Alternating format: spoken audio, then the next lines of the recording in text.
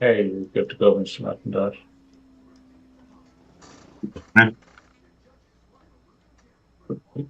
Ready, Derek? Good evening. I'm Jerry McIntosh, and this is Our Voices, the People's Media. Tonight, we're going to address some things that's going on in Washington, D.C. and around this country. Um, First thing I would like to talk about is Elon Muskrat. We'll talk about him in a minute. Address those as one of our topics. But first, we'll go to our host, Mr. Derek Scott, who is with today's chair, who is the chair of the Escambia County Democrat Party. Uh, Jill and Christina, I hope will be on later. Cheryl. But we have Mr. Vernon Watson, who is only proprietor of WBQP TV. And while you watch this show, you can go to WBQP TV and download. Go to the Play Store and download WBQP TV so you can watch it on your phone or computer or anywhere else. Uh, He's on Roku, Fire Stick, and YouTube as well. We have Christina Forrest, who is with the Santa Rosa County Democrat Party. Oh, there's Jill. We have Jill Lewis Dagg, who is chair over there in Santa Rosa County. I'm not Santa Rosa County, Okaloosa County. Yeah, and I'm not the chair, but I'm the state committee woman. But yes. Right. We can get right into it. I think this is going to be good. Uh, Christina, you been in the military. Know a lot of people in the military, and have know how to you have to go through all of the different processes of and you're involved both of getting clearance, especially to the Pentagon, White House, and all of that. How do you think that Elon Musk ended up in the White House with all these credentials when he didn't have to go through confirmation hearing? Well, I think it's ridiculous and how much access he's been given. He's not given access just to one small portion of government. He's given access to everything. Additionally, when we look at stuff like what's going on, like what happened with that whole when you were talking about being military and everything and looking at what happened with signal gates and all of that. I mean, if any military member had done something like that, they would be in jail. So, I mean, this is just absolutely horrific. Absolutely horrific. And you're right. He didn't have to go through one confirmation hearing. He didn't have to be vetted. He didn't have to do anything to get the access that he has. And with his financial resources, what he's doing with that or could potentially do with that is just it's horrible.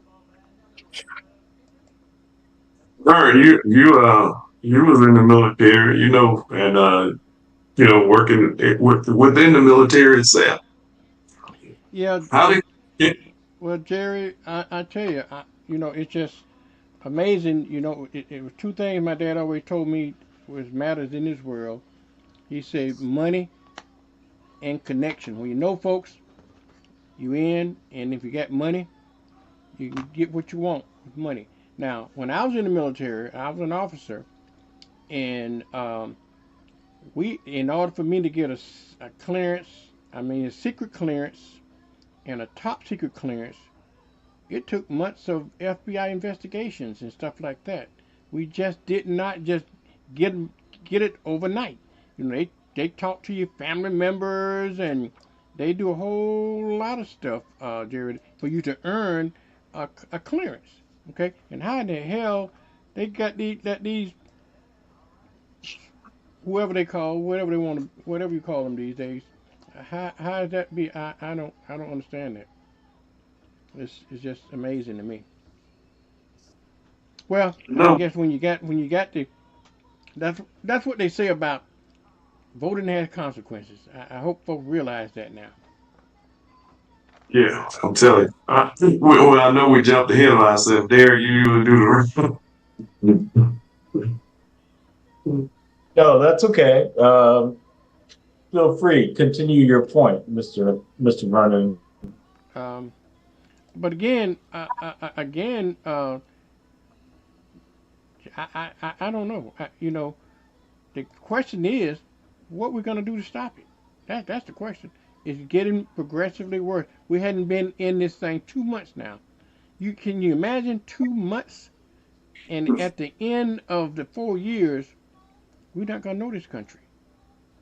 Something going to have to give, folks. Somebody got to do some pushback. I don't see enough pushing back to even make a difference. So I don't know what y'all gonna do. Like I told y'all, I don't know what the young folks gonna do. Like I told you, we're in the fourth quarter. Jerry, me and you, and we ain't got to worry about it too much longer. But for the future, these people need to be very concerned about that.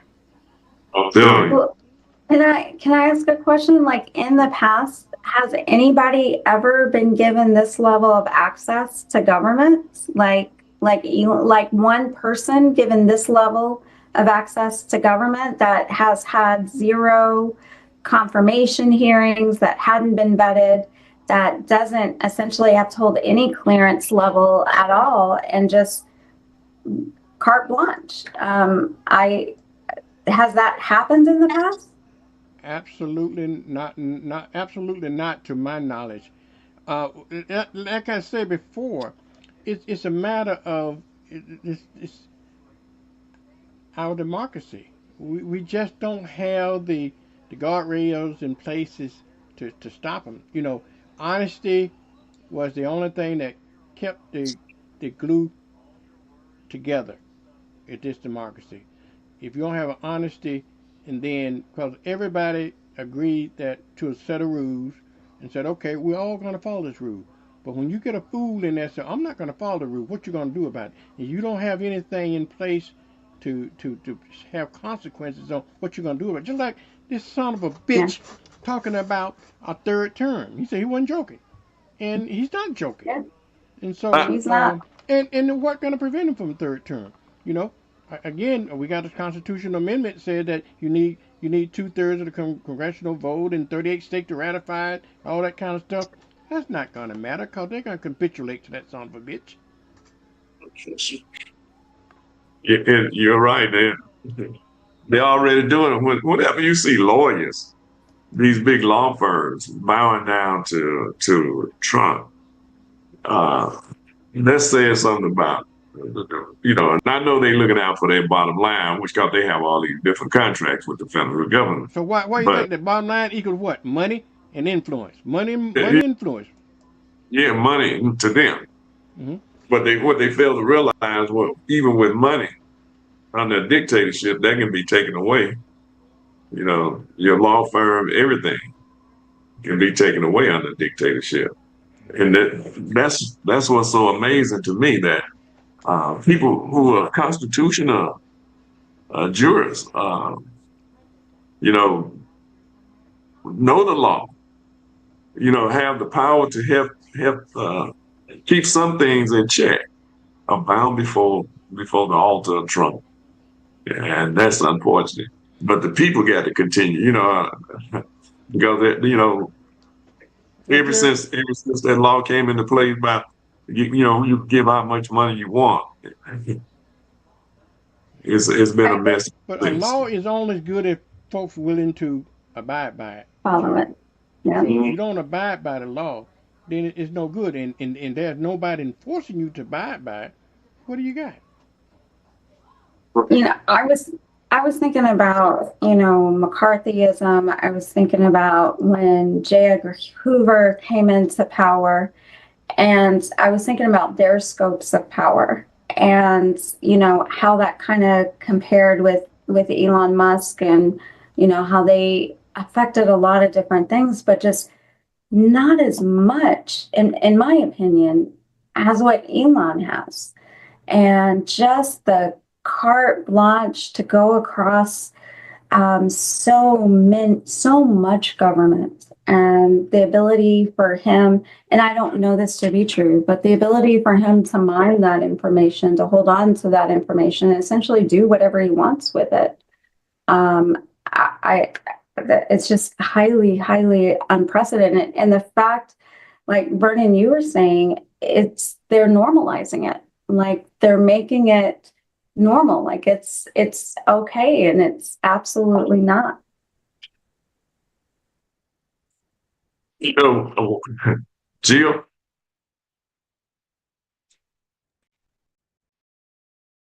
Um,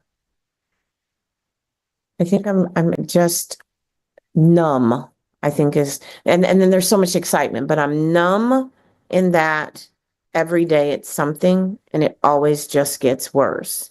And every moment that you think, oh, I don't even think it anymore, but there used to be a time where I used to think like, oh, they will never do. Now I'm like, I just wish I had the page of the book before they did it. So at least I could be breaking news. Breaking news, yeah, this is where we are in Project 2025. Um, and I think it was you, Jerry, might have been, no, it was Vernon that just said that, I hope they learned. And so we're about to find out on Tuesday whether they learned or not. They being us being Congressional District 1 and Congressional District 6. So Democrat, Republican, MPA, black, white, purple, pink, I don't really care. But if you have learned, then you'll get out to vote. And if we don't all get out to vote, then like Vernon just said, it's been 3 months. Could you imagine 3.5+ more years of this? I don't even know how much better they can execute their Project 2025 with 3.5 years, because they are like on point, phenomenalness in a terrible, awful way of being able to take a page out of a book and play it just as it is written, if not worse. Like they have taken the page and they have perfected it. So 3.5 years would give them so much time. And I can't imagine how you undo what they've done and how long it'll take. And then who's going to do it? It may not So be no I guess that's undoing, where I'm Jill. at. Say that again. It may not be no undoing. Maybe it's going to change the whole fabric of our society. Okay, because even if they can get that fool out of the office in 4 years, it'll take another 20 to 50 years to rectify it. Even if somebody came in and just tried to eliminate everything he did on day one, but the effects of it would last another 50 years. So it's essentially changing our whole way of life and our whole society as we know it. Um, I can tell you now, just like, well, I think we're on the decline. Like all great empires, at some point reach this peak, and I think we've fallen on the down slide on the backside of a downfall now, from being a great society. and I believe the thing about it is when you see a great society fall like that, so many people that's at the very bottom already are going to be, just crushed because, the very ideal of America will be crushed because of a totalitarian system that's already being set up right now. Uh, Bannon said that they were working on trying to get Trump a third term. And so they are serious. Now, people might think, oh, they can't do that because of the Constitution. But the Constitution was based on an honor system. Yep, The honor system yep. is not there anymore. It's And no honor. when the Supreme Court of the United States gave the president, you know, unlimited power, he got immunity from anything that he do while he's in office. But Jerry, you know, You done already hand part of your government over to a dictatorship. I know, but the problem I see with that is that you know, if you got a double-edged sword, when it cut one way, it cut the other way. You say he got immunity from that. Well, I'll be damned. If he don't respect the rule of law, why should we? Why should anybody else respect the rule of law for him? He might think he had that immunity, but it's only as good as we're willing to give it to them. If somebody say, "Well, hell no, you're not going to get away with this. We're going to prosecute you. We're going if we do the same thing." What? But I know Democrats so goddamn up in mind how they don't want. They always want to do. We always want to. I'm a Democrat, and it just irks me to say this, but we always want to be the Michelle Obama take the high road. Shit. That shit ain't working no more. I'm telling you, in my opinion, I think that's what got us to where we are today. And I think, Jill, I know we need to get down in that mud. I know what you're saying. I know you disagree with that totally, but I'm telling you, you can't get a pig out of the mud without getting into the mud with him. Okay, to get to him. So, but anyway, Wait, so I have a question. Let me just ask a question. Okay. So, Vernon, Yes, ma'am. you're knee deep in your mud. I'm deep. I'm in it. I need some help. I need some help. You in there with them? No, you in there. I'm just saying, you come on, and sugar, your come and on. your cronies, your cronies deep in the mud. How does it feel? Because you're in the mud with them, but they're still doing what they do. So I don't know how deep do I have to get in the mud? I gotta suck it, eat No, it. I What I can't. gotta do? I'm But just trying to understand. I gotta be like Jill, drowning. I'm just trying to understand how much of the mud do you want me to get into before I tell you, like before you're in hell, and I'm not going to hell with them. I'm not. well, Jill, But you can get in the mud. you got to get in the mud with me. Okay, but I you're in can't the be in mud. this No, mud. no, I can't be in this mud by yeah, myself I can't go in the trying to mud. I pull ain't these going in the mud. pigs out of this mud. Somebody gonna have to help me. Phone calls, I'll text, and I'll knock doors. You'll be sitting on the, or you'll be on the And I'll side, send them to sit you on to the go to the sideline, mud. huh? No, I'm doing the work though. I'm going to send them to Vernon, and Vernon's going to take you to the mud, and then y'all going to get us out of this. I will do whatever it takes, but I ain't getting in the mud with you because I don't see, I understand what you're saying, and we do need to fight back. Don't get me wrong. Yeah. But it's bigger than that now because the time to do that was before we just, not us, not those that voted, but those that didn't, and those that thought that Trump was their friend and forgot that he was bringing along his twin Elon with them, or maybe they just didn't know. Now what? Because the playbook, like I told you, they just, like if you play sports, you know how sometimes you have that coach that can write a play and you're sitting on the sideline going, well, dang, that's good. If I was sitting on the sideline, dang, that's good. Because what's written, they have taken it like times 10. Like they fooled them so well. And now the playbook is written so well. Like I said, I really just, you can be in the mud. I want to know what page they're going to do tomorrow. I just want to be breaking news. I I'm going just on don't, BJ's Jill, podcast, I and just I'm going to don't say, see, please, I BJ, just don't breaking see news. I just don't see enough pushback on it. I see acquiescing to every damn thing this damn fool wants. They get acquiescing. They're rolling over, okay? So, And law firms, as long as he can get those law firms not to file lawsuits and take it to the courts, well, he got it. I don't know. I just don't think we're pushing back hard enough. I don't even see where we're pushing back anyway. I don't know. Doc, I see Doc on here. He just came in. BJ, you got an opinion about it? Because you've been mighty quiet. I'm seeing your facial expressions. I know you want to jump in. I am of two thoughts on this. I think everybody has to learn what the role is and play your position. So if you think your position is getting in the mud and going dirty, then you need to play that position. If your position is staying outside the pen, but fighting on the outside, then you need to play that position. Now, both those positions are needed, and so you have to excel in the position that you are skilled for. That's the way I see it. I'm kind of in the middle on it. I do think that a fight needs to be had stronger than what we're seeing. And what I mean by that is there ain't no way, there is no way that budget would have passed if I was a Senate Majority Leader.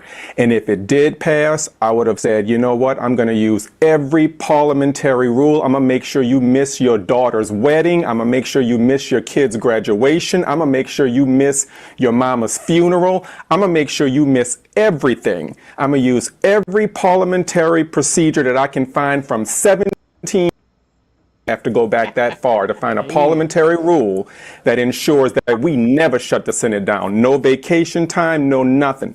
That's the game that I would play. And so I don't think that, and I don't necessarily think that that's a dirty game, to be honest with you. I'd say let's just play by the rules. Let's do what Mitch McConnell, I want you to look at Mitch McConnell and just do everything he would do. Right. Exactly. Exactly. Exactly. You know, and So- you talk about going back to the 1700s. That's what they did with the Alien Act. 1798. Yeah, they went back to 1798. So we need to go back and find some parliamentary processes that we can use to, you know, turn the Senate or the one upside down until So- somebody Find some yields. balls to do it. Yeah. So here's my question though, like when we're saying we're not fighting back, that we're not doing this, that, and the other, we don't have the House. We don't have the right now. You know, we're going to change that. But right now, we don't have the House. We don't have the Senate. We don't have the White House. The majority of states are red. So it's not that Democrats aren't fighting back. It's that Democrats aren't in power position to be able to fight back. Short of burning the Capitol down. No, I'm serious. did. Like, what is it that you're wanting Democrats to do that you're not seeing? We don't have the votes. I mean, that's the end of it, is that we don't Okay. have the votes. No, but That's where we are. I'm not even seeing any pushback. Okay, I understand exactly what you're saying, but you know, at least they can go on there. Every time that damn fool tell a lie, somebody should be on television trying to correct that lie. A pushback anytime they do something that we don't like. I don't see enough pushback with it. You see a very few. You see Bernie Sanders, the only one out there now. Him and AOC trying to do a little something to push back. We're not pushing back. I know we don't have the power. Sometimes you don't have the power, but sometimes you push back. You can kind of slow it down a little bit by keep pushing back and keep pushing back. I don't see that. The pushback. I see Christine, I'm Jasmine sorry. Crockett all the time. I see Terry Sewell all the time. I see Jamie Raskin all the time. I'm seeing Democrats all the time pushing back, raising the alarm, saying what needs to happen. But when it comes down on the floor, you know, it's a party, for the majority of it, it's a party line vote. For the vast majority of it, it's a party line vote. Well, Christina, I'll just have to push back on what you're saying now. Even I don't even see that even in the Senate, even with that. I remember the days when we couldn't vote, and then we finally got a few opportunities to vote. We couldn't win anything because we didn't have enough votes. Okay, but what they did was they start blocking. You know, had a vote block. Okay, they had that power to do that, and so you can have to do something along those lines. And when that voters block, when we start blocking certain things, we couldn't get our way, but we can block certain things that they wanted. I don't even see that's happening. And they got enough members in Congress and in the Senate to do some kind of pushback, credible pushback. And one of the things, as much as I love the government, that's why I blame Schumer. He had one opportunity at that point just to make a point. Okay, he's talking about shutting down the government. I understand his point. I heard his rationale for it, and maybe that's credible, but maybe not. But it's not the point. We didn't even try it. He should have used that as leverage. Okay, and then gave in 2 or 3 votes later. But we're just what we're doing is just acquiescing, and I just got a problem with that. But that's me. Well, what I was gonna say, I think the National Democrat Party, on the total Democrat Party, on the lots because they're not running ads. I don't see against what they're doing, trying to do to Social Security, what they are trying to do to education, what they are doing to education, what they are doing to the Consumer Protection Act. Medicaid is really the big one. It should be ads up all the time. You know that Sam was, that Medicaid budget is not that it's only $884 billion, and they're talking about taking 800 billion away. Jerry? How much money gonna go to each state? Yeah. Jerry, Really not. you're absolutely right, Jerry. I'm telling you. You see that dog killer? That dog killer even got a commercial at taxpayers' dollars talking about deporting people with Homeland Security. It's on there every day. They can take out ads and they can do spots just like your Secretary Dog Killer is doing. So it's making an impact. So why can't we do that? So the Democrats don't have money. That's one. We all have to donate to the Democrats in order for the Democrats to get money. And it just came out of an election. The Democrats are broke, like broke. We just came out of election. We are broke across the line. Can we do more? I'm sure we can, but I guess that's really what I want to hear is like, I guess I don't know what you're expecting. We barely had enough money to get through the last campaign. They raised over $1 billion. They raised over $1 billion in several months for Kamala Harris. Yeah. So they're not even asking for money. I had a text in my phone every day, 10 times a day, from Kamala or somebody in the Democratic Party when they raised that $1 billion. I don't see any of that right now. And like I told Derek said they're gonna check my thing, but I get about 10 emails, and hopefully Derek, because I'm in the media, but I get about 10 or 15 emails a day or more from the Republican Party. And even I got a whole thing talking about from the deaths of the president thing. They just good at out messaging us. We got to learn to do better messaging. We got to do something. I don't know what to do. I'm frustrated. I'm telling you right now. You can hear it in my voice. I know why you're not getting text messages for money from the Democratic Party. Because I still currently get text messages from Kamala Harris asking me to donate every day. So, because in fact, you talked about they raised $1 billion. There's still $20 million in the hole. So their fundraising hasn't stopped, but they have to raise the $20 million to get back to break even. So, they're still that, So what we're gonna do? We're just gonna give up and capitulate? No, it's absolutely not about giving up. And I just want to echo what Derek said. I got an email from Kamala Harris yesterday. I got 3 emails today asking me to donate money. I get a text message at least once a day asking me to donate money. I've gotten 2 mailers in the mail in the last 2 weeks asking me to donate money. So that's still going. And from the new DNC chair, and I'm so sorry, his name is escaping me. I got a letter from him the other day asking to donate. Derek and Jill would know better than I would, and BJ may know too.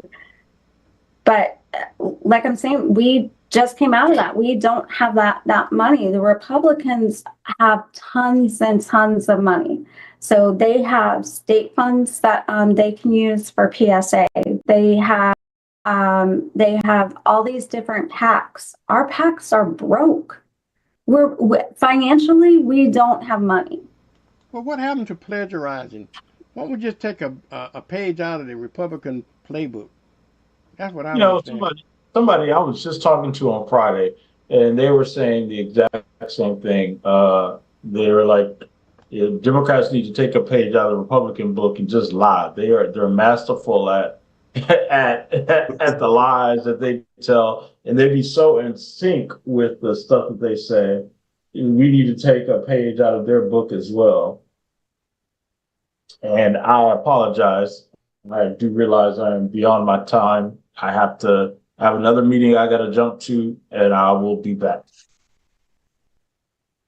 David. Same with me. Thank you so much. We'll be back as soon as we get off. Thank you. I mean, I don't think that y'all are saying, you're kind of saying the same thing in different ways, is what I'm hearing. And you can tell me if I'm wrong.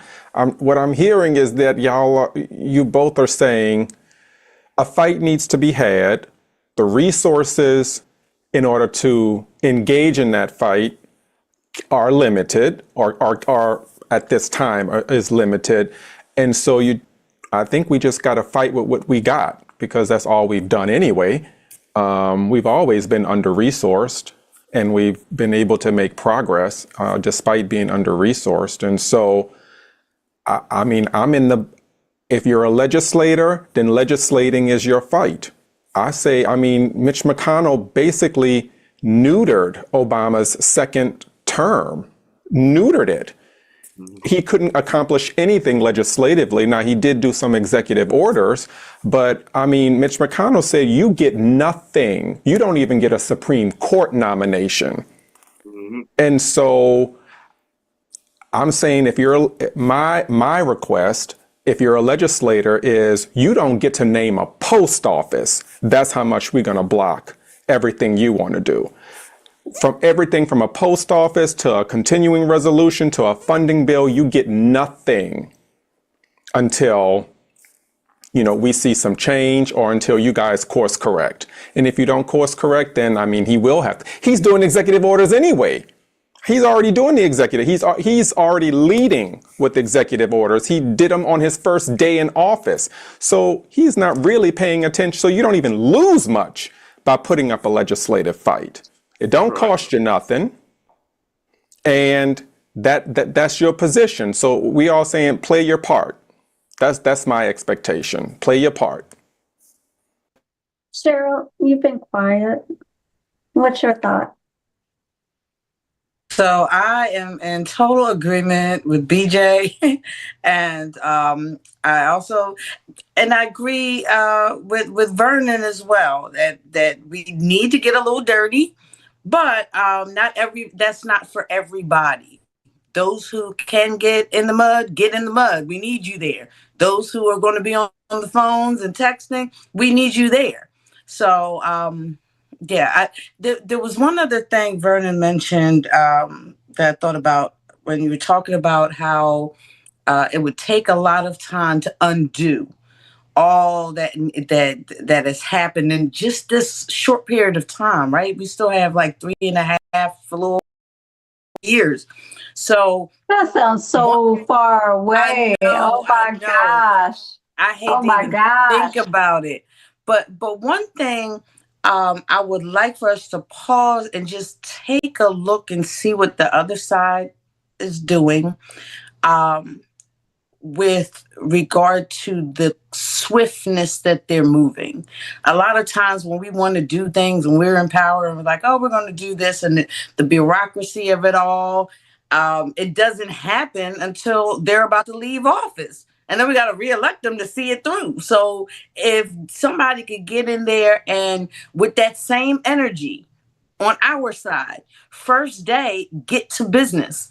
Just start, pushing legislation, start making moves, because people they want to see stuff happen right away, and they lose interest when they're waiting 4 years for something that clearly can take under 3 months, because we're seeing it happen. Well, I mean, my thing is when was the last time you saw Democrats take the White House, the Congress, and the Senate with a secure majority? When was the last time we had that? Obama 2008. Yep. And then you didn't have it the next term, right? That was it. That was the very last time. So, and I want to say maybe Clinton's first term, and then you didn't have it after that. that was it. We haven't seen that. How long ago was that? We haven't seen that Too long. Exactly. But Exactly. I mean, I'm a Cowboys fan, so I feel like it's been a minute. Being the Eagles fan that I am, I say it's time for our championship. And the But Democratic. I'm just right. But I mean, it's just like, I ran into a Cowboys fan the other day, and they were like, they've been a Cowboys fan their whole life, but they've never seen them do great. And I feel like that's how we kind of are in the Democratic Party. That same correlation. Not that our values are changed, not that we're on the wrong side of history, but we haven't had the power to show what we can do in a minute. It's been a minute. Right. I feel that there is a certain level of just frustration with people, that they're stepping up in ways that I haven't seen in a while. I think we got comfortable after Obama, and this new administration is causing us to perk up and remember, what we're supposed to be doing, because we took a lot for granted, and we're seeing that the damage of that now. So the Republicans wrote this whole manifesto, right? Project 2025. And they're, like y'all,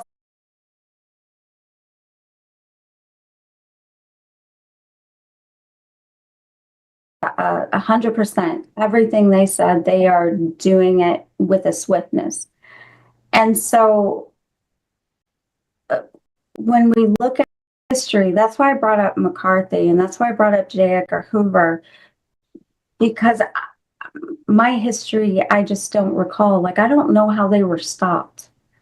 I don't know what changed it. Was it just because we got Democrats in power? How did that end? And this is so much worse, in my opinion. But I wasn't alive then. But back then, Christina, you had logical people on both sides, Republicans and Democrats. Of course, they was always butting heads, but you never heard of hardly ever. You have to wait, have a continual resolution every 2-3 months. You hardly ever heard that. You had the Bob Doles of the world who I vehemently disagreed with, but they voted on a lot of things that I did agree with, because it was a Democrat project. But at the same time, they, the Democrats and Republicans, they made sure the country was stable. They made sure that, the enemy without was not in the White House. So they did everything they could to protect the country. They kept the guardrails up on the Constitution because they believe in the Constitution. Yeah. And the honor system of the Constitution.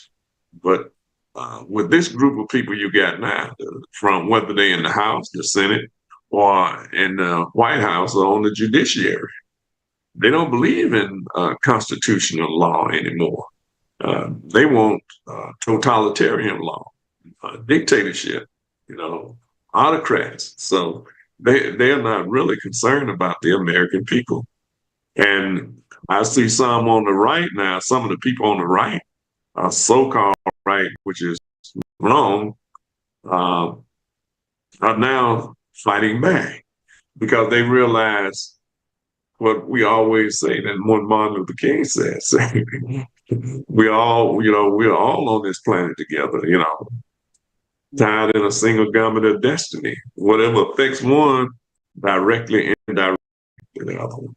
And so we are seeing that direct effect that many thought that was going to only affect brown and black people, but it's running the gamut, and especially on the poor, because many poor people, when you talk about Department of Education, their children are getting free lunch and EBT cards and all of that. And like we've always stressed, the majority of people that's on social services program are white people.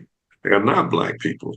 So, but that was the face of anything that was seen negative. But now we are seeing the results of it because people have still believes there are still some out there believe that that only black people get social services program because they, but they don't even realize that what social services programs are, like free education, roads and bridges and all of that, so we're all in this together, but we could easily lose our democracy together as well. Go ahead, Chris. Here's my question. Like and forgive me if I'm assigning this to the wrong person, but I believe it was James Carville who just said, basically just back up and watch the Republican Party implode.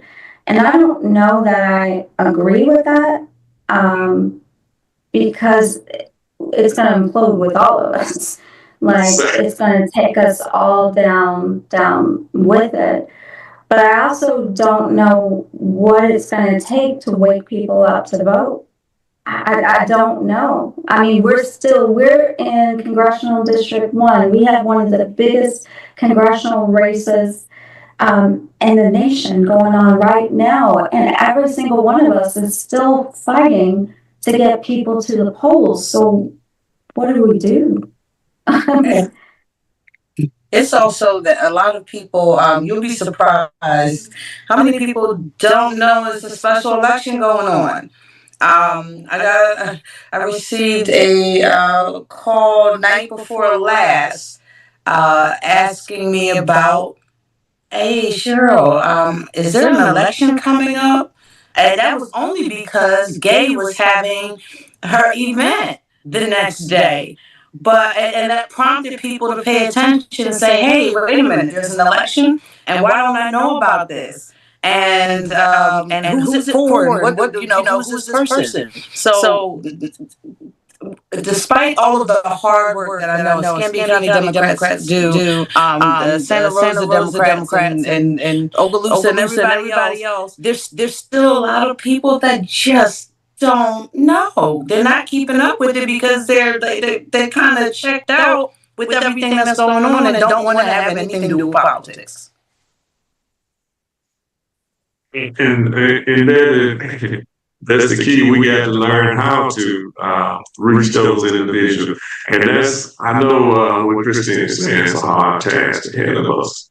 But what could be done is some of the, like in District 1, it should have been a congressional person came here, other congressional people that come here to help campaign in the area, to bring more, to highlight more of what she's trying to do and get elected.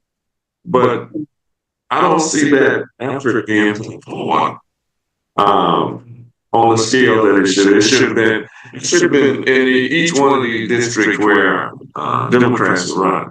It should have been at least 2 or 3 congressional people going to each one of those districts, highlighting, helping to inspire, so people make local news at least. But then social media, all the social media platform that we all have, we could make sure that they get that information is getting to those individuals. Even if you have to, because I'm just going down on my text and just send people information.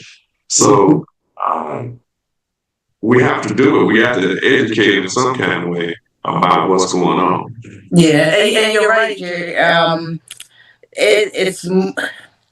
It should not just be the congressional candidates and those who are in Congress.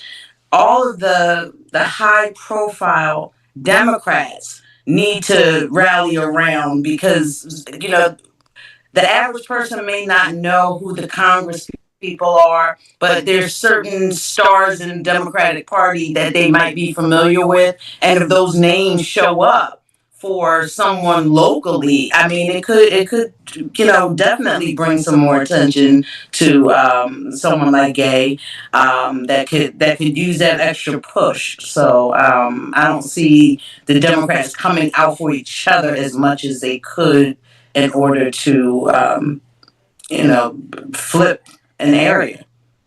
Yeah, especially elected Democrats. Go ahead. Yes. Mr. Jerry, you speak in my language. I was just having a discussion with my family. It was a discussion that turned into a monologue of me yelling and screaming. And then they were like, "Are you done?" I said, "Yes, it's out my system." But I guess I'm bringing it back because you just triggered it again. I'm like, how? Like, do these Democrats want the House back, or do they not want the House? Getting the House back runs through Florida Panhandle, runs through Congressional District 6, runs through that special election that's happening in New York. That's the way y'all get y'all power back. And I may lose my amen corner, but I'm telling you, Jasmine Crockett may not have gotten herself in trouble this week with that Governor Hot Wheels comment if she'd have been in Congressional District 1 fighting to get the majority back in the House. But instead, she was kikiing with the Human Rights Campaign, and maybe she booked that speaking engagement long ago, and we can have a whole conversation about Human Rights Campaign. That's probably for another time. But I'm like, maybe if you all here, or maybe not here, maybe Congressional District 6, wherever you needed to be, maybe if all of y'all were in Florida, you wouldn't have gotten in trouble this week with that comment that you made. So I'm just like, do they want the House back or not? Because you got Bernie and AOC doing this tour in Nebraska. Last time I checked, Nebraska not going to get you back to the House, my brother. You got Tim Walz and what's the other one? And Beto, where were they? They were somewhere, wasn't Florida. So I'm like, you got high profile names that are going out to these places, giving rallies, giving speeches, making appearances, but not in the one place that's going to get you, that can possibly get you the House back. Exactly. That don't make no sense to me. I don't explain the thought process to me because the math ain't mathing. No, it's not. I agree. And that's what we try to get that point over to those congressional people that, hey, you need the individuals that's running. So why aren't you here? Why aren't you, Hakeem Jeffrey and them can send somebody here. So they got money in their congressional budget that they can help. Just make an appearance. Just record it. Hey, this is what I did with my portion of the budget that said I can go X amount of places. Here I am.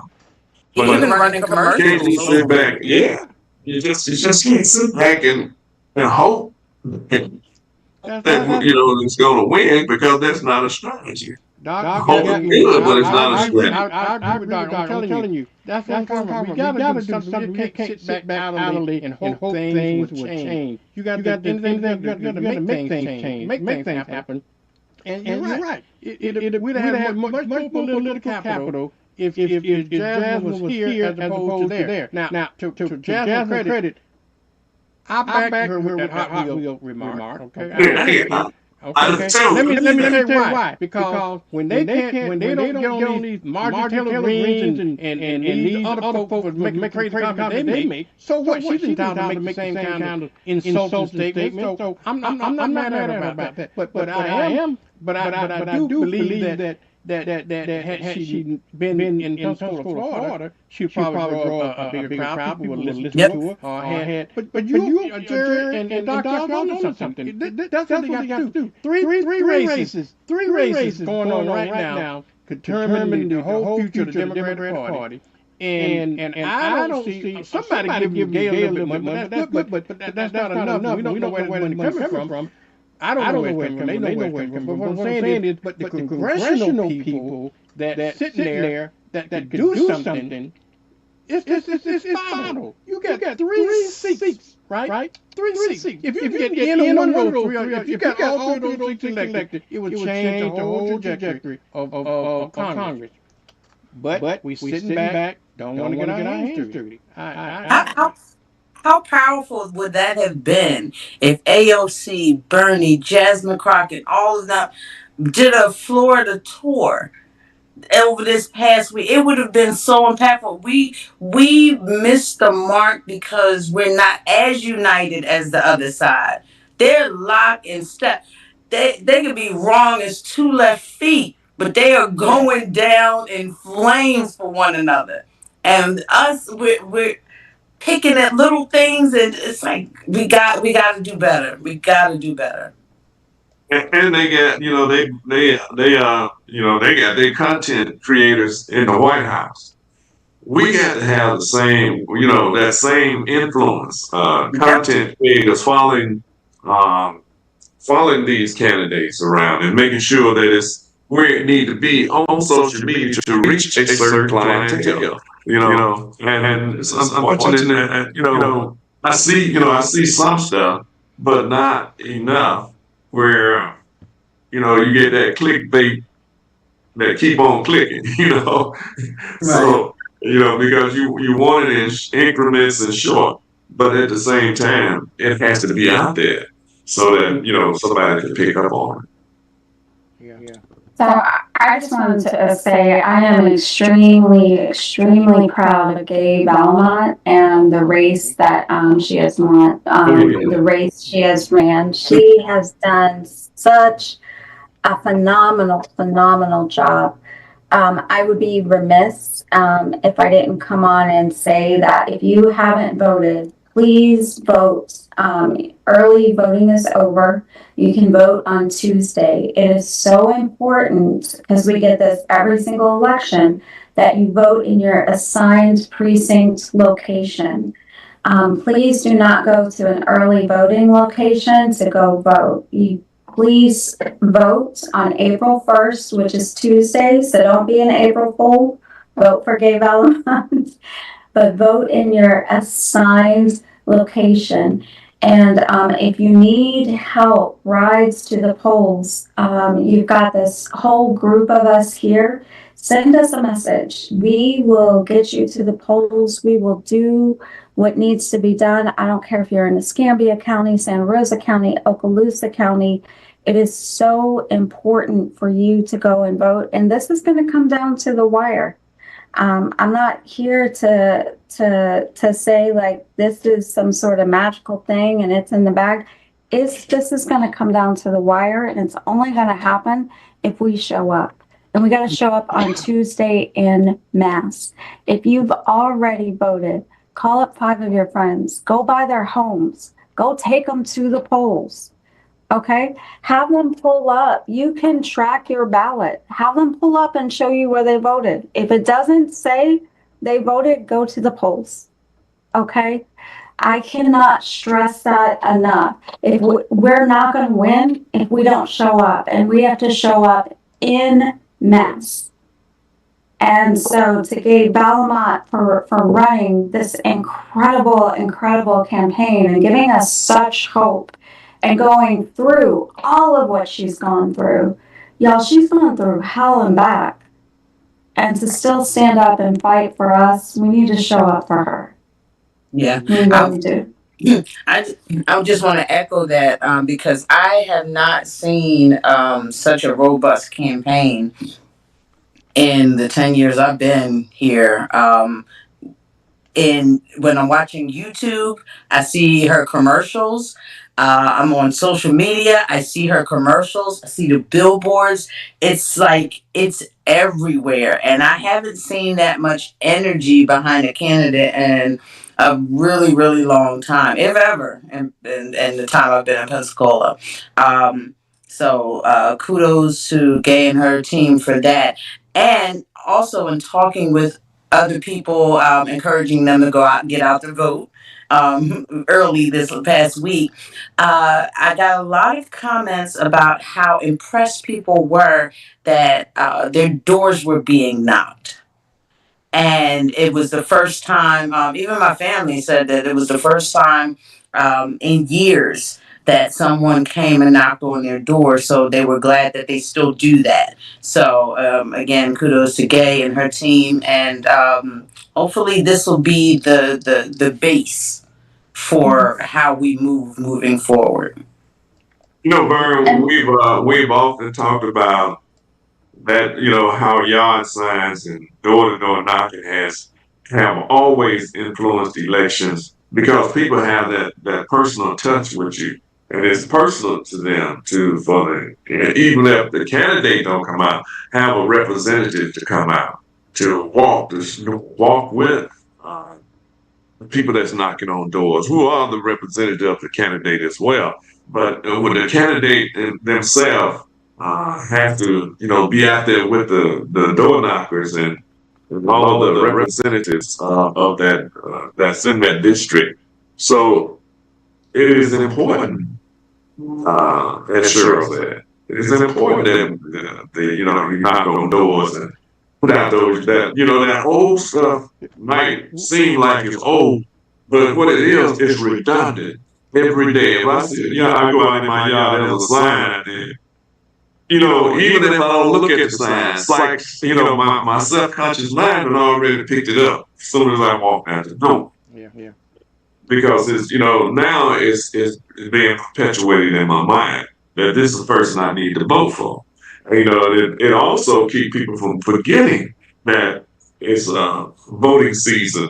Like, if we got signs out, people that it's an election next week, you know. But I know all this stuff I'm talking about costs money, you know, it costs money. But at the same time, it costs less than what they advertise on television. We just have to you have to figure out a new way, or go back to some of the old strategies. It don't mean that you don't have use the media and social media and all that. It's just that you have a second choice out there, first choice that's going to be redundant every day. Jerry, you're absolutely right about that. I yesterday, for the first time, I've been living in my neighborhood 50 years. I've been out of the house 50 years ago. Okay. Yesterday, for the first time, to my knowledge, somebody knocked on my door and said, "I want you to vote for Gay Vallimont." Okay. I was very impressed with that. It reminded me, Jerry. Now you probably remember this. Remember when Deborah Thompson started running for the council, and Deborah was unknown. Okay. And what we did was we went in her district. We went from house to house to house to house, and I'd be damned if she wasn't elected. And yeah. So it makes a difference. That kind of stuff makes a difference. They do. And you know the thing, you know, they think the media and social media reach everyone, but you got people that, you know, they own it, but they're not really on it. You know what I'm saying? Some people just use their phone for what it is, a phone. But the thing about it, everything is at your fingertip, but yet people don't see it unless it's sitting there in their face. And that's what we have to do. We have to put stuff in their face, whether it's on a billboard in their community, I say our community, all communities. And, you know, and the billboard should not be limited to just the areas where Democrats are. Right. Of course, you want there to be a redundancy in the community, but you also want to reach those disgruntled Republicans who are now angry at the Republican Party for fooling them, because you hear them say it all the time. You know, and of course, we tried to tell you that, you know, we talked about the FOA. So, absolutely. So I do want to stress that voting on Tuesday across all the different counties is open from 7 a.m. to 7 p.m. If you are in line when voting is going on, it doesn't matter how late it goes. If you are in line, stay in line and vote. If you have problems, reach out to us. There is voter protection. If you feel like you're in the right precinct and they're telling you you're not on the rolls, ask for a provisional ballot. Don't leave without voting. So, but if they say you have to go to a different precinct, definitely do that. But if you're there and you absolutely feel like you are in the right place and they're saying you're not on the rolls, ask for a provisional ballot. We can cure that ballot. Okay. It can still count. So just please know that we're here to help on Tuesdays, 7 a.m. to 7 p.m. across all the counties. If you need rides, if you need anything, if you're having trouble, if there's a language barrier, don't let that stop you from voting. Okay? We can help with all of that. And we may not have all the answers right when you call, but we can get you the help you need. And so please, please, please don't hesitate to reach out. Don't stay home. If there's anything I can ask of you, beg of you, vote and vote for Gabe Vallimont. That vote might save Medicare. That vote might save Social Security. That vote might save WIC. That vote might save somebody's food stamps. That vote might save the VA. That vote might help stop Elon or slow him down. There are things we can do. Vernon, you were talking about like there's not this fight. This is where the fight is. This is it. In our little community, we can actually help save democracy and help save America more so than what anybody else can.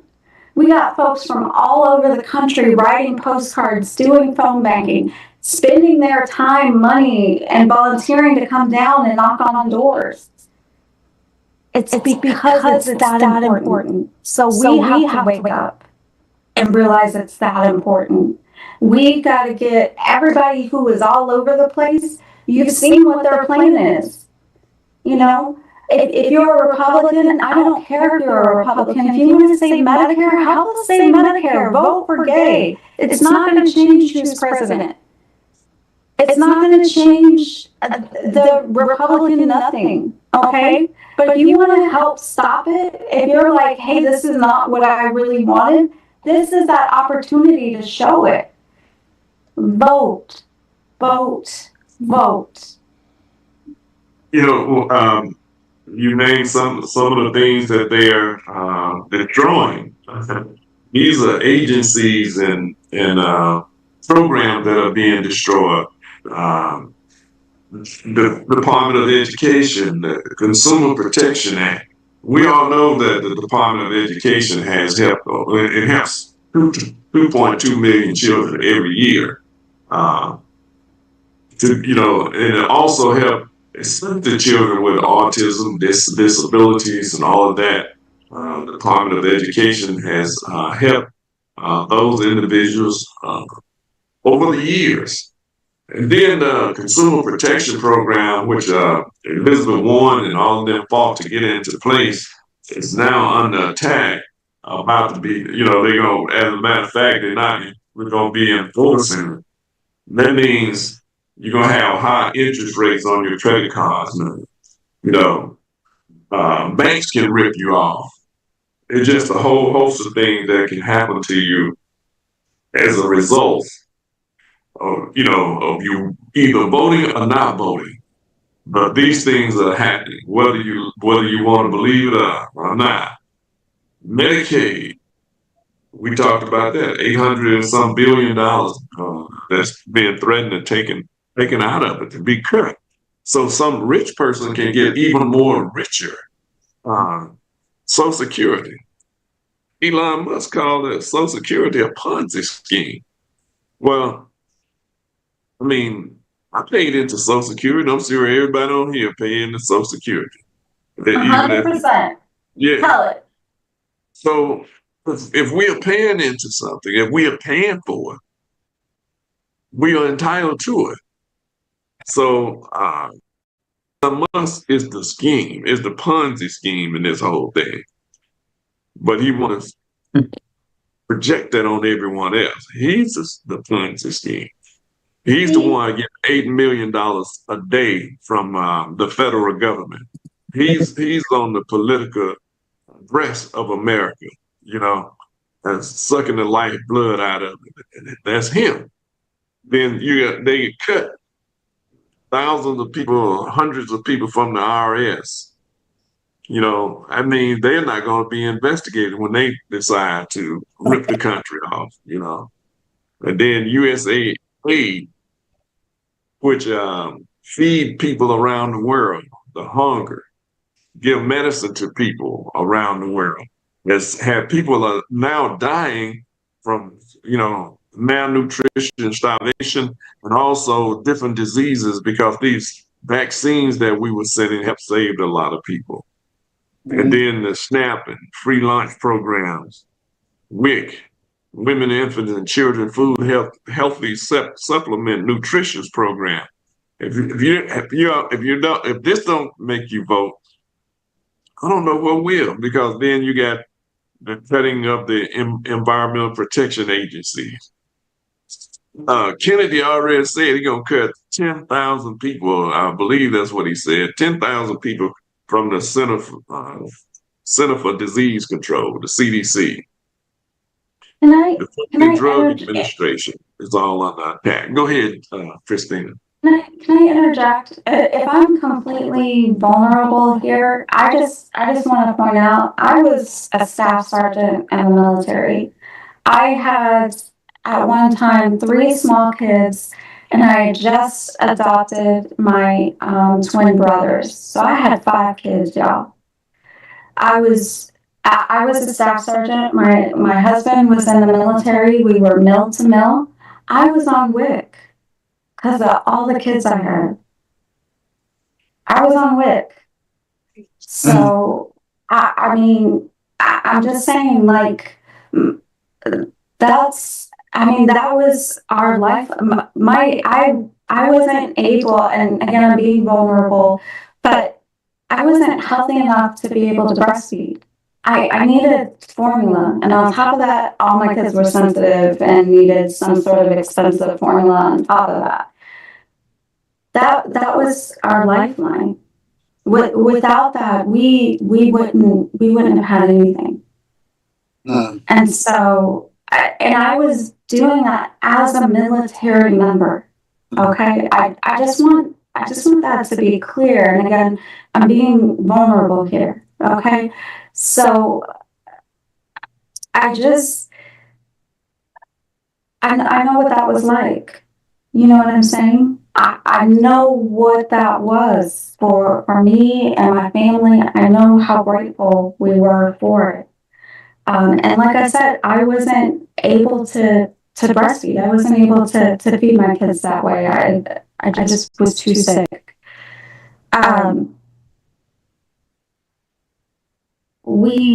This doesn't have to be our new normal. Right. We don't have to take this. We can preserve WIC. We can preserve food stamps. We can preserve Medicare. We can preserve Medicaid. Not only that, but we can actually work to expand Medicaid to make it work the way it's supposed to work. Thank you for sharing, Christina. I just want to say that. And thank you for your service. It's a shame that those who fight for our freedoms can't even afford to feed their families without additional government assistance that they're trying to take away. So it's just sad. It's just sad. And to echo on that, I don't feel like this is being vulnerable. It's just the truth. I mean, when I was a kid, I was on food stamps. My family was on food stamps. And so, but it is, poverty is traumatic. It is. And so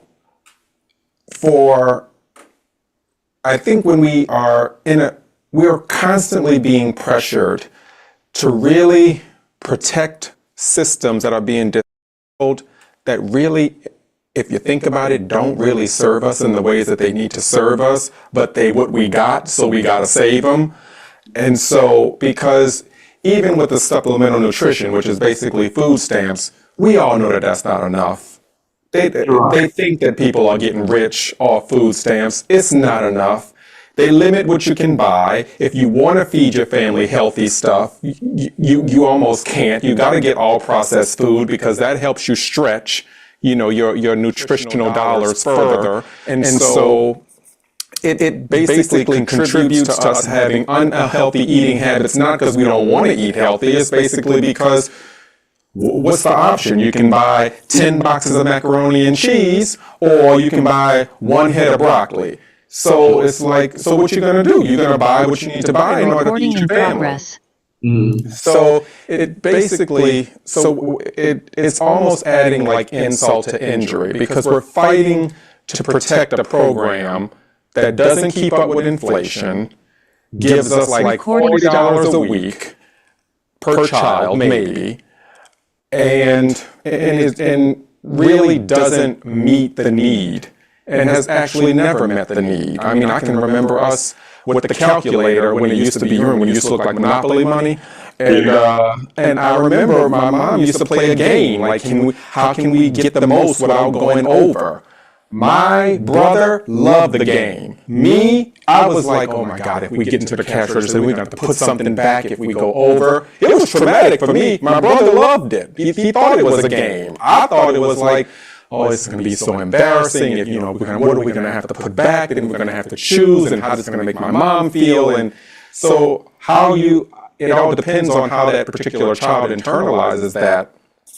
And so all that to say is, we just keep fighting, we keep marching, and if they dismantle it, that gives us the opportunity to build something that better serves us. Yes.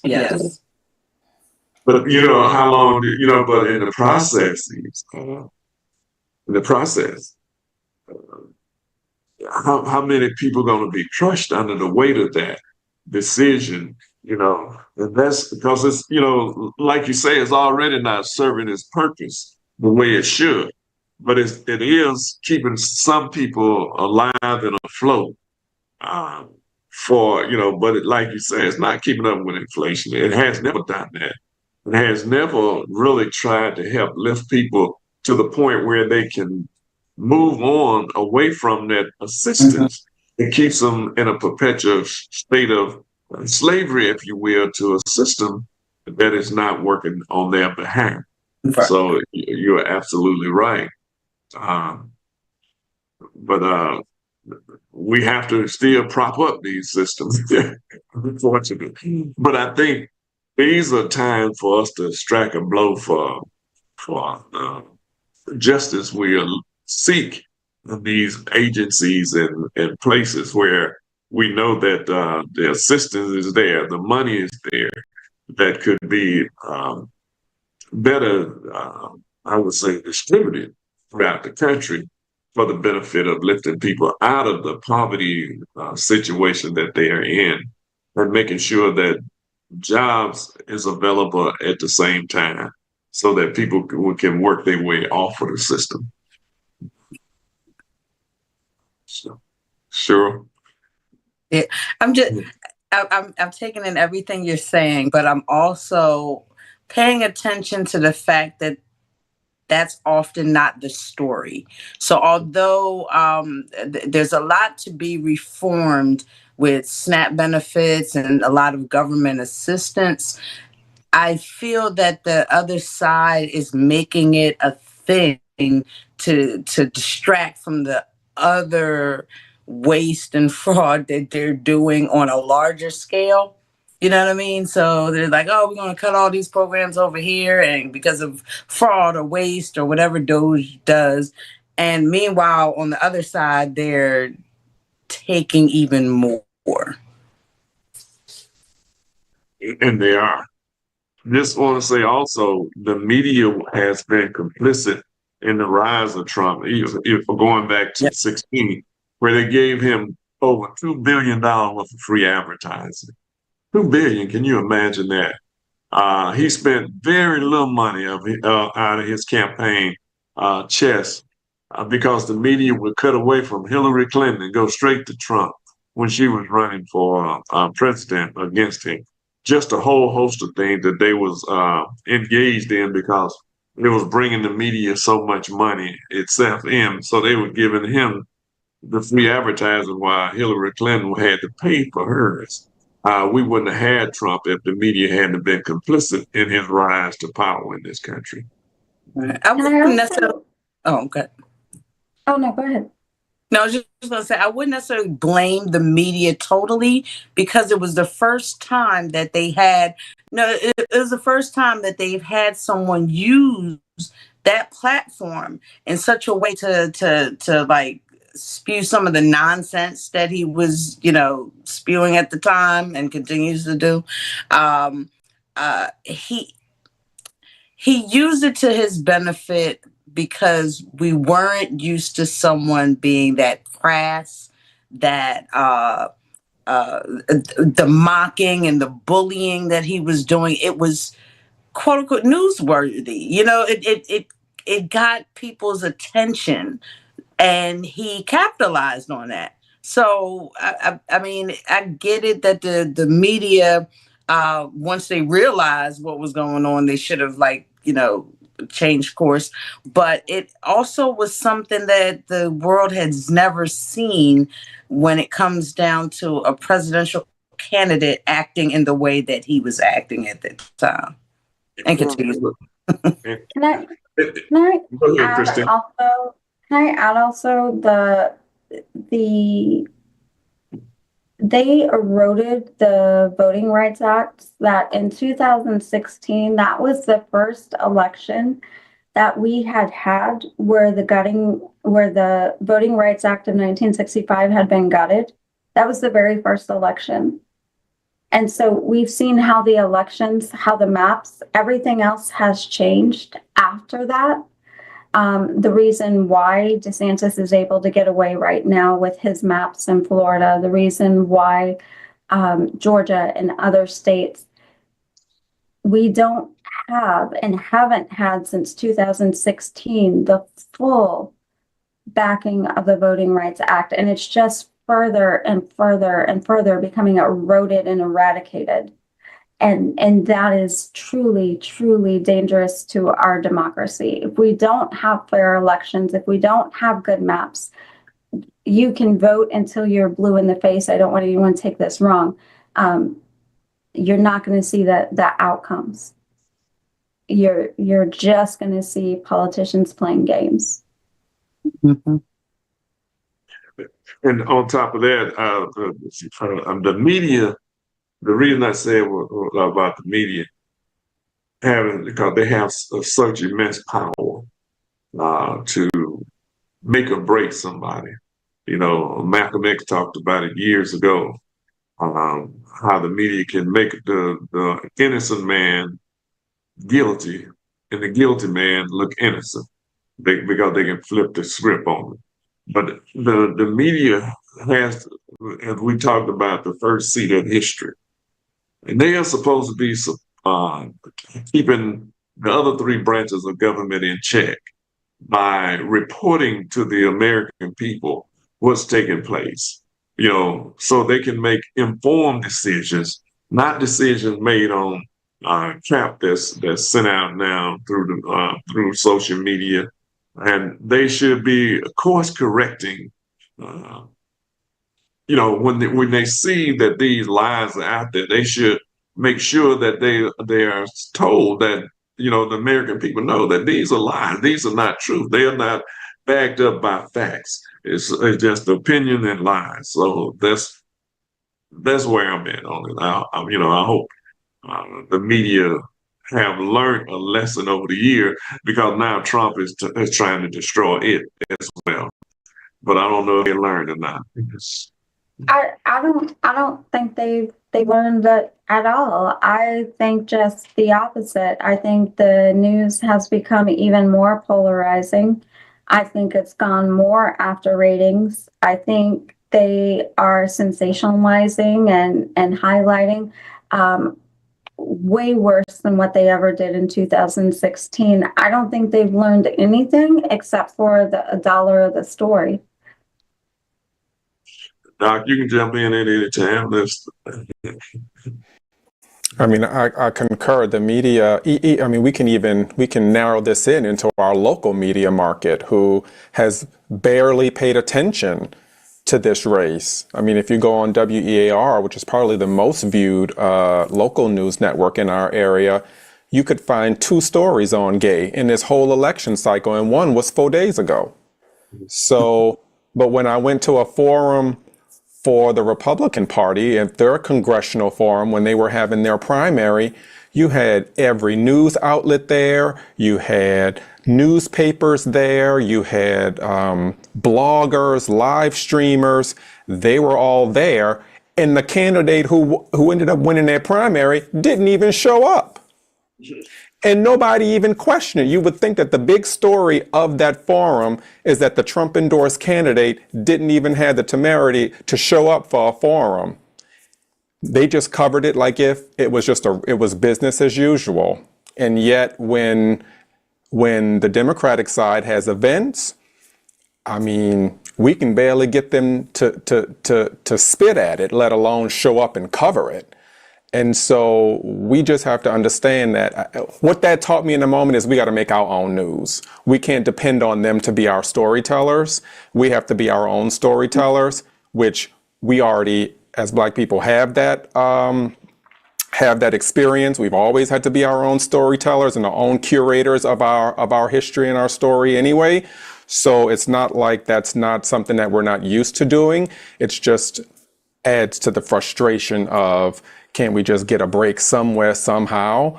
So that's just what it taught me in that moment. We just got to be our own storytellers. We have to be our own media. We have to create our own narratives. We have to generate our own buzz anytime we want some kind of attention.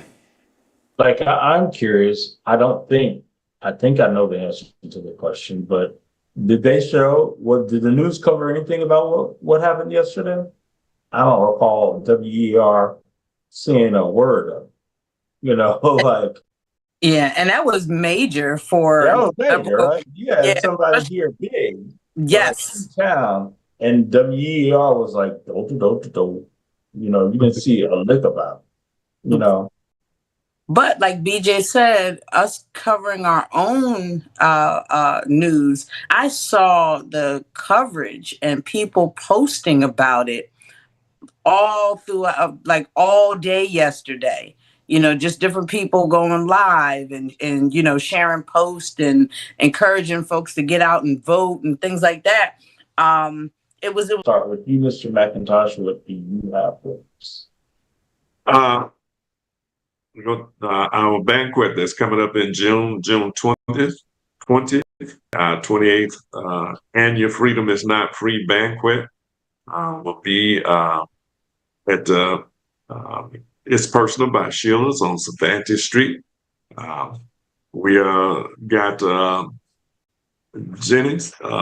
What's his first name? My mind went totally blank. Robinson. Yeah, Genesis Robinson will be our keynote speaker on that day, who is a great organizer and strategist.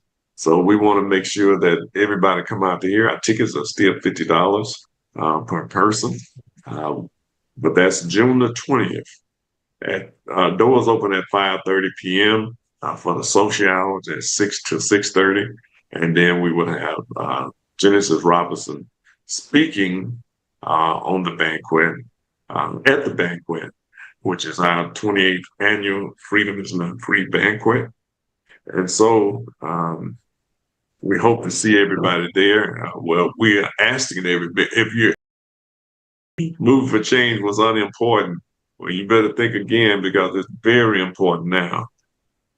Every organization is important. Veterans benefit that we talked about, Social Security, all of these struggles, the environment protections, food and drug, media, everything is up for grabs. And it's going to take people that's organized to help stop and save some of them. This is why they want to end nonprofit organizations in this country, because of their ability to organize people and to make sure that they know as much as possible what's going on. And that's has been a problem for the administration now, and so they are going after also nonprofit organization. So we better put our seatbelts on, get ready, because it's going to be an all-out fight, and fight it must be.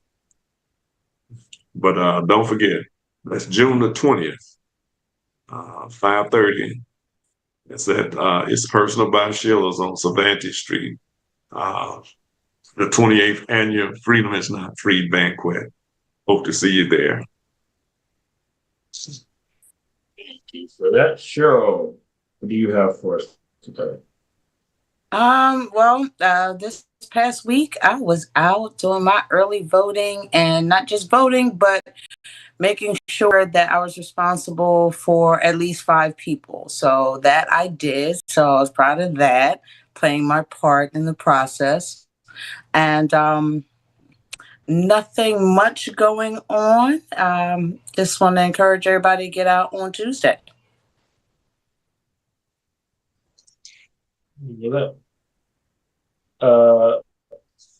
Is Mr. Vernon with us? Do you have anything for us?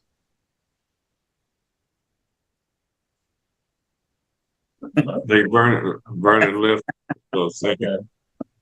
If not, I will go to for the first time. BJ, what do you have? You're muted. Christina, to let everyone know what we're doing in Santa Rosa County. Okay, Christina. Hey, so just want to make sure everybody knows everybody needs to go vote on Tuesday if you have not voted. Polls are going to open up at 7 a.m. They close at 7 p.m. What happens every year that everybody forgets, or that many people forget, is that you cannot go to an early voting location on Tuesday. You have to go to your assigned precinct. If you go to the Supervisor of Elections website, there's an area. Each county is a little different, but it says, "Where do I vote?" That's where you need to vote on Tuesday. So super, super, super important. Polls are going to open up at 7 a.m., close at 7 p.m. If you're somebody who's already voted, as I mentioned before, go pick up a couple of friends, go vote. If you believe you are in the right and you are in the right place to vote, and they say they can't find you, ask for a provisional ballot. You're going to have to cure that, and we can go over how to do that. But don't leave without voting. If you have any problems, if there's issues with language, if there's issues with other problems, all of us here, we may not have the answer at that moment, but we can get you the answer. So please, please, please reach out if you're doing that. And more information to come later. Thank you for that.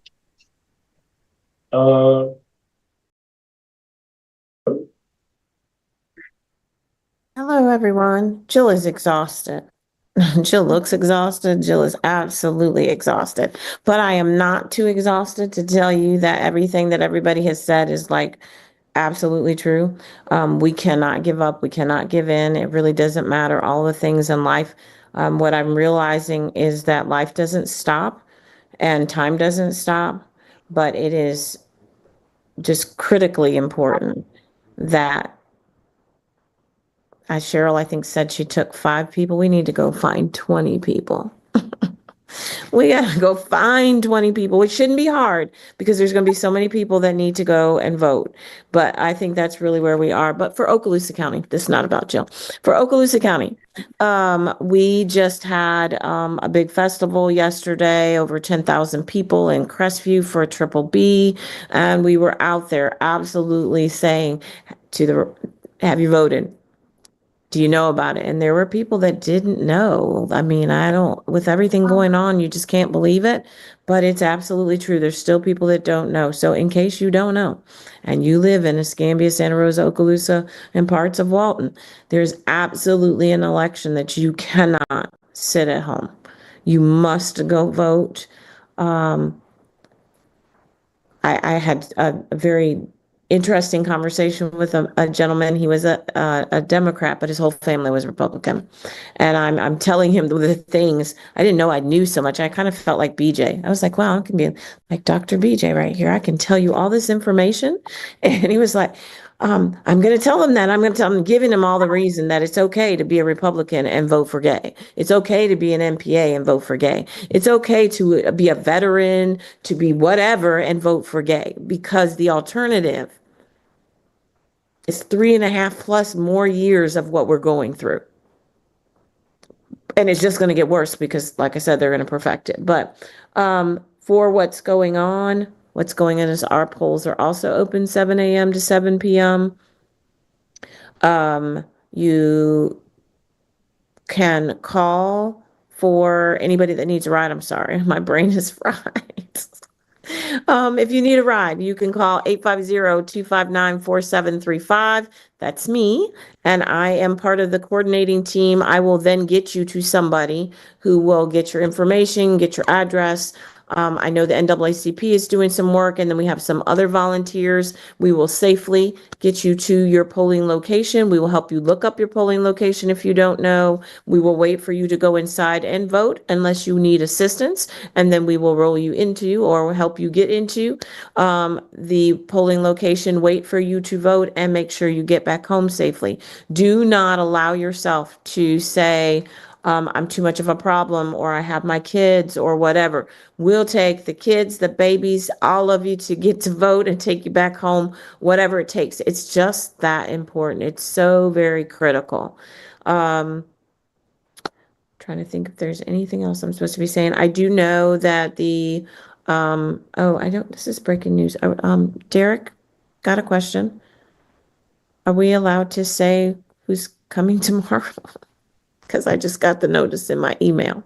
Oh, yeah, I guess. Okay. I didn't know So we have exciting news. I didn't know if I was allowed to say anything, but we have exciting news that tomorrow in Fort Walton Beach, at night, that shifts from 9 to 1, but between 9 and 2, our own chair, Nikki Fried from the Florida Democratic Party, will be down here knocking doors. So come join us, come see us. I'm sure she's going to put, are you saying what time? Okay, you're muted. So 9 until 2, and my understanding is that she'll be speaking at 1.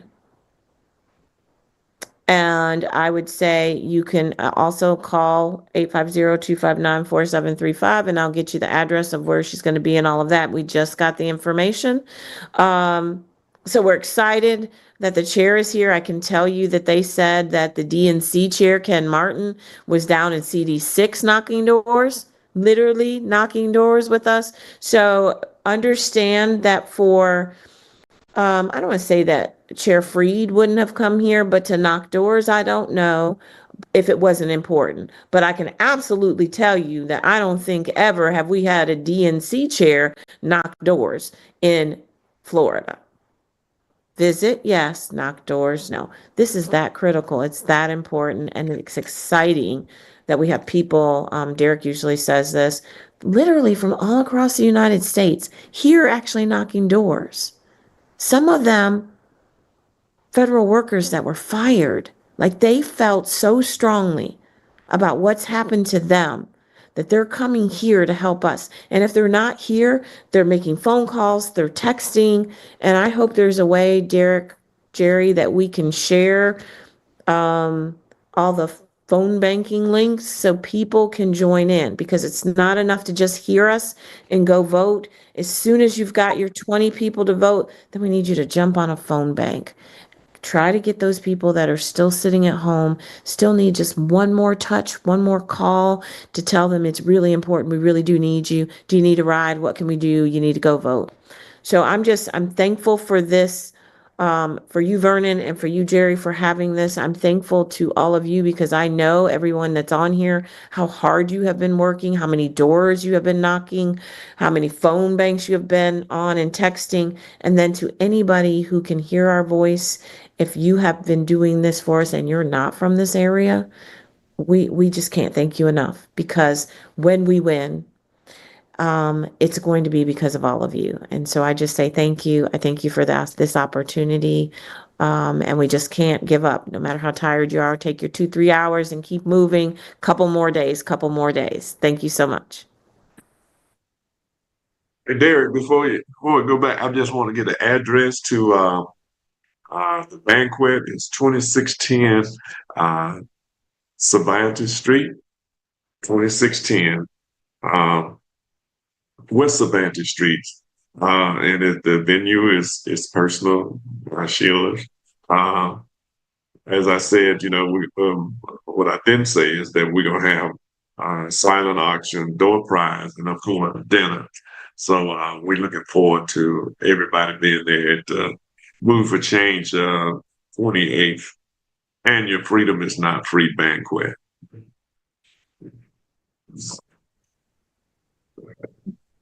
Okay, well, thank you for that, and thank you, Jill. I see that both you guys are tired, so I'm gonna take a moment to go and rewind and talk about some things that happened earlier this week, because everybody was there, but nobody said anything.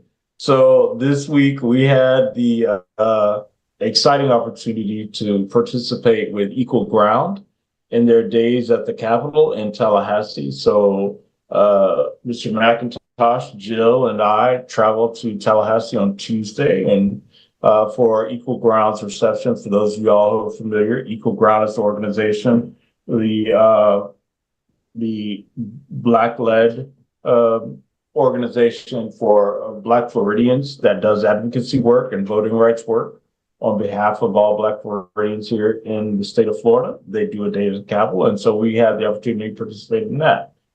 It was great on Tuesday night. The reception was wonderful, and followed by an equally wonderful day at the Capitol. We were able to meet with several of our legislators,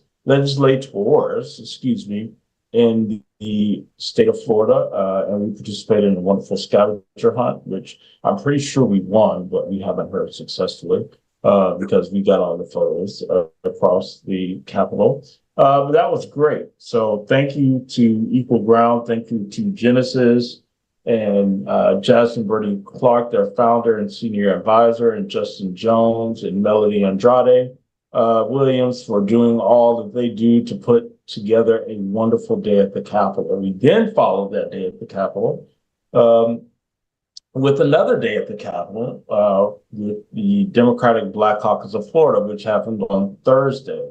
And Mr. McIntosh, boy, I will say that you missed a day at the Capitol on Thursday because each one of our legislators we talked to for no less than 35 minutes. In most cases, we were there for an hour. We met with. Thank you to Leader Pro Tem Christine Honchowski, who's going to take Leader Driscoll's place here at the next legislative session. Leader Driscoll and the House Democrats for allowing us the opportunity to sit in their space. We got to attend one of their caucus meetings. I felt like I was an actual lawmaker. I'm like, ooh, we in the room listening to what they're talking about. I've never done this before. We got a chance to meet with Representative Leonard Spencer, who was in Orlando, but has local ties. That man's from Pritchard, Alabama. He started talking about going to Viger High School, and I was like, shut your mouth. We all know where they is. He was like, you do? I was like, yeah, let's go. So it was great to meet with him. Representative Kevin Chambliss. Rita Harris. Rita Harris. Representative Rita Harris. We met with just a ton of folks. And, one of the things that I will say that they appreciated is that there are people who are like-minded, who came to take the time to talk with them, say thanks for fighting. So I guess as much as it gave us a breath of fresh air, it gave them a breath of fresh air and kind of reinvigorated everybody, to say that we were going to continue in this fight. So, thank you to Jill for her elaborate planning on the day at the Capitol for the Democratic Black Caucus of Florida. I think I lost about 5, maybe 6 pounds because I walked from the garage to the Capitol, I think 3 or 4 different occasions. during the day. The lady was confused. She thought I had switched to becoming one of the valet services because I kept going in with different cars. But that's okay. So it was fun. It was a great time, great trip. And then yesterday, if you missed it, Gabe Almont had a get out the vote rally. And we had at that rally Atlanta's very own 2 Chainz, not 3, but 2 Chainz, also known as Titty Boy, also known as, we'll keep going, but he was a great artist. I thought there was at one point in time, I didn't know who was actually going to have the concert because shout out to Reverend Powell from Truth for Youth, who gave the disclaimer to everybody that there will be no cursing on the premises, and if you do, you gotta go. And when 2 Chainz hit the stage, the very first word, 5 words were not appropriate. As he was saying. So they had to like, hey, calm it down. He was like, don't book me for kitty parties. But it was a great concert. It was fun. And more importantly, it served its purpose because I think they had about 13 or 14 shuttle runs, if I was counting correctly. I know there was a period that I was down, that I was gone because we had to get folks canvassing. So they had about 13, 14 shuttle runs with like 20 to so people on each shuttle going to take them to go and vote at the downtown library. And they ended the concert with a stroll to the poll. So they've got and walked over to the downtown library for those who came in after the shuttles had run, and they walked and marched to the poll. So it was a great thing. So shout out to Gabe Almont for doing it in the heart of downtown, in the blocks in Belmont and DeVilla Street. Shout out to Reverend John Powell for Truth for Youth for allowing us the opportunity to be at that venue, because without him, we would not have been able to have that concert. And it was a great time. And all the other vendors, for coming out. Damn Snowballs was there. Mr. Salty's Ice Cream was there. What's his name? Cheryl's gone. It's going to come to me. Arlene Williams Barbecue was there, and the gentleman from 1216, it will come to me. Tommy White was there with his food truck. And I, for the first time in my life, ate fried okra. I can't stand okra, but for whatever reason, the okra that he made was phenomenal yesterday. And I'm like, I tried to give it away, and then I had a piece, and I said, no, you can't have it. Never mind, I'm going to eat it. This is great stuff. So probably my first and last time eating fried okra, but it was great. So, but I say that to say, getting us to our election point where we are, we still here in, and I'll speak for Escambia County. Well, I'll say all overall, right? Turnout is high. We're seeing Democrats come out, we're seeing NPAs come out, and we're seeing Republicans come out. I know in Escambia County, typically you would only see about 15 to 20% voter turnout for a special election. We were well past that as a total electorate. And above 30% of our Democratic electorate has already cast a vote, right? Having said that, we are still down. So I don't want anybody to think that we're winning this, because we are not right now. We need everybody to come out. And I'm going to speak to our community, particularly Black voters, because we keep saying the same thing over and over, is that we have to get out and vote. And at Escambia, we are abysmally turning out at 5%. Black voter turnout is 5%. And that is horrendous. So we are going to continue to get what we've always gotten if we don't show up. Now, I know we have a large concentration of our Black electorate who love election day voting, and that's fine. But we're never going to get to the numbers that we need to get to and secure a win, because we have to do some heavy lifting. It's just the facts.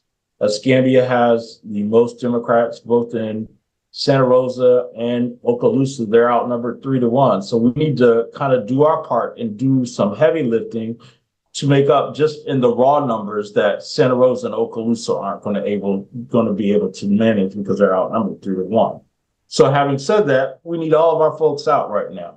And in Escambia County, there's only a 2,300 voter gap, which is absolutely doable. We can do this between Democrats and Republicans.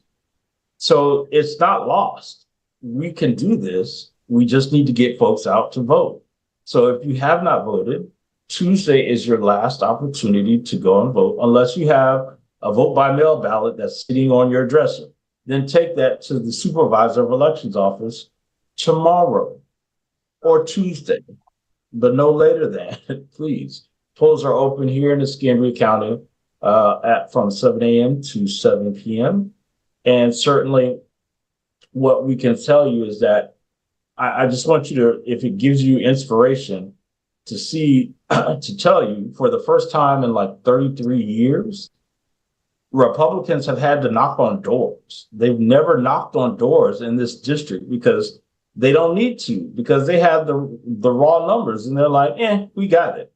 So they've had to actually assemble folks to knock on doors.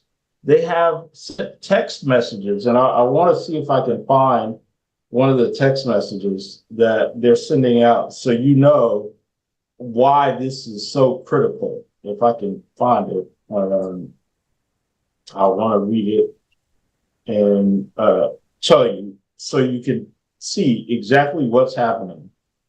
Let's see, where'd it go?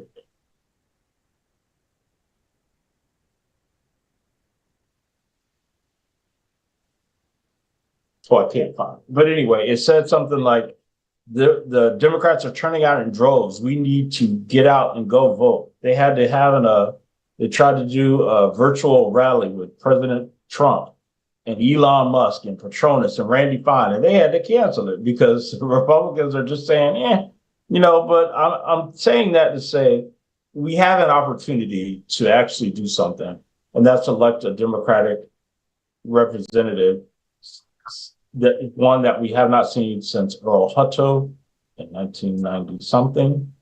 So this is our opportunity to do so. But it's going to take all of us to getting off our behinds and actually going to go do it. Sorry, memories. This is probably the wrong time to say this, but I think I'm going to say it anyway.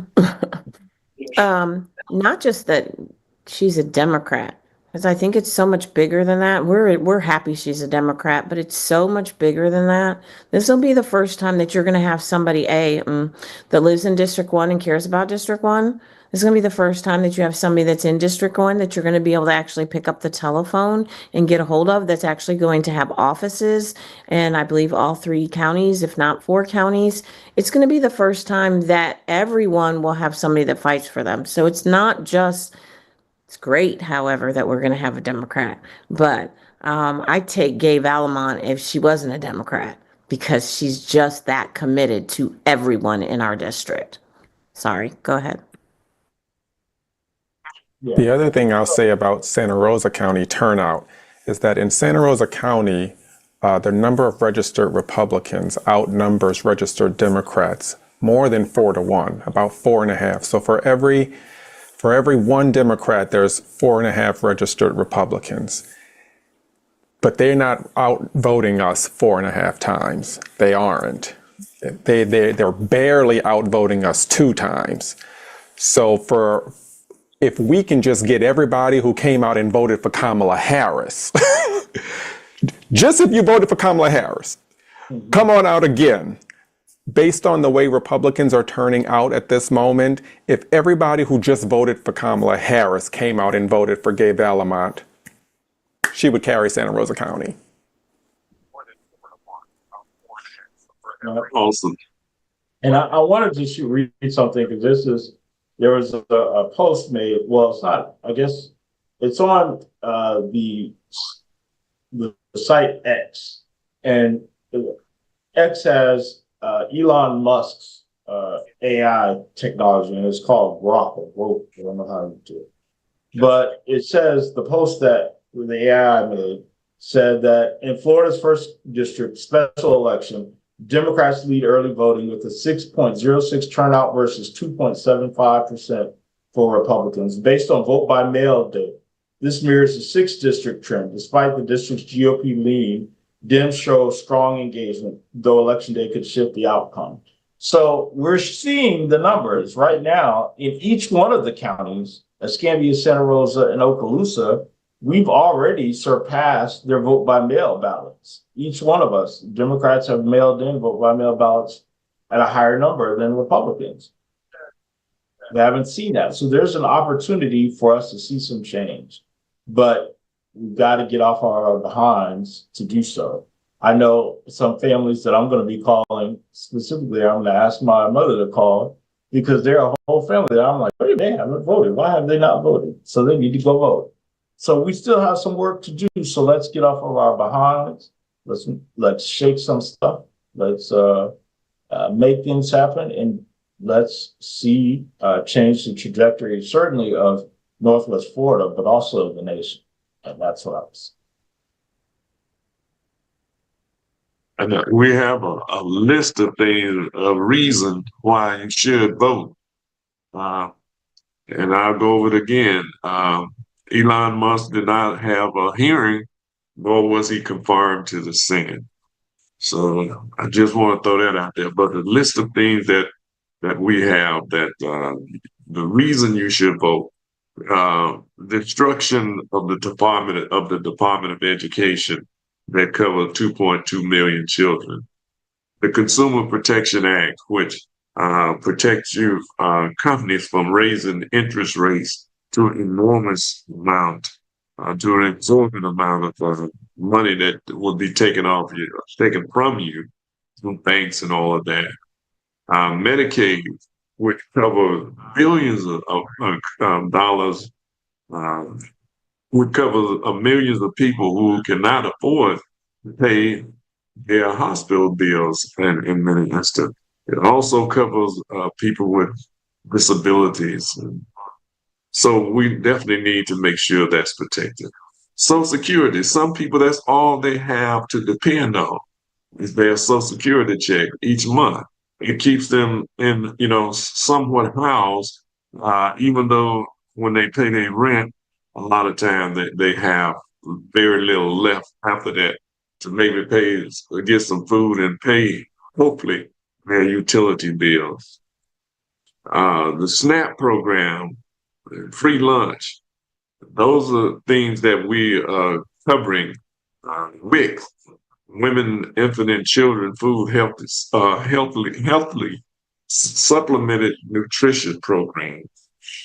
The Environmental Protection Agency, these are all things that have been chopped up, which protect water and air, food, making sure that we are protected as much as possible from what polluters do about putting stuff into our lakes and rivers that's going to cause fish to get poisoned, which in turn will poison us with lead and plastic and all of that. Our OSHA, our Occupation Safety and Health program, Veterans Administration, veterans who have fought for years for this country have put their life, the ultimate thing on the line is their lives. And many veterans are being cut off, are being laid off from the federal government. Labor Relations Board is under attack. They're probably going to disband that. Farmers who bring our food to the tables that we eat each and every year and day could lose a lot of the food that we are used to eating, which is going to run the food prices up even higher. Affirmative action, diversity, equity, inclusion, deregulation, the explosion of private prisons in this country, which mean that your children could end up in one of those by not even committing a crime. The cuts to Alzheimer's disease research, pulling out of the World Health Organization, the Paris Climate Agreement, NATO, they want to pull out of NATO.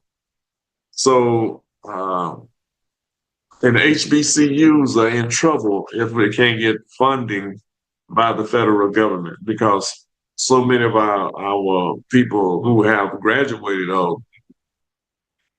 from HBCU, historic Black colleges and universities. So all of these things are on the chopping block, and this is why you should vote. If you haven't voted, you should vote to make sure all of these agencies and entities are protected, especially the historic Black colleges and universities. Derek, I'm handing back to you. All right. Well, certainly we have just a few more minutes. So what I will wrap up, as everybody knows, again, we talked about it, but Tuesday is election day. Please, let's make sure we change the trajectory of this nation. We have an opportunity to get off this, to take the off ramp. That right now we're on the freeway to oblivion. So if we could take the off ramp, let's do ourselves that favor and take the off. The only way to do so is by getting out and voting for Gabe Vallimont. Gabe Vallimont is the person that cares, not about politics, but about you. She's the person that's fighting for veterans. She's the person that's fighting for LGBT, for Black, for white, for Asian, for Hispanic, for everybody, whether you're an American citizen or you fall as an undocumented person, or whether you're housed or unhoused. She has you at the top of mind. So it is imperative that you take this opportunity while we still have the opportunity and vote. And that's on Tuesday, April 1st. All polling locations, all precinct polling locations will be open from 7 a.m. to 7 p.m. And that is the best thing that we can do. Let's take it out. Let's show them that we can do the impossible. Let's show them that enough is enough. And let's put the community ahead of ourselves. Or even if you put yourself ahead of yourself, be selfish and still vote for Gabe. That's the right thing to do, whether you're looking at it from a community aspect or you're looking at it from your own livelihood. The right thing to do is to vote for Gabe. Non-Democratic friends, only you will know who. Right? So it's not public. Take this opportunity to do something different so you can find something. Give her a trial. That's what we're saying. So with that, Mr. McIntosh, do you have any book reviews? I have one tonight. It's called Life After Death by Sister Soldier. Good book because it's telling the story of many things that has happened to her over the years. So it's a great book, Life After Death. And also, I think people should reread this, Breaking the Curse of Willie Lynch. This is a good book, Breaking the Curse, because it tells you how to get through a lot of those things, barriers that's in your way, and to remove a lot of burdens. Yeah, hopefully people get a chance to read that. We recommend that you read. It's physical examination of slavery and the humanity hunting and the hunting effects on the conscience of Black men and women. So we want you to find a way, if you can, to read more, because there's a possibility a lot of these things that's on social media, that's on digital, could go away. So do your book collection. Start it now if you haven't started. There. Okay, and so with that, I do want to take a moment before we go, because I would be remiss. Someone on the 29th had a birthday. So we want to take this opportunity to wish Jill Lewis Daggs a happy belated birthday. And so while we're doing so, we wanted to share this birthday message with you. So give me 1 second and I will play it. If I can get it on. Oh, I'm already sharing the screen.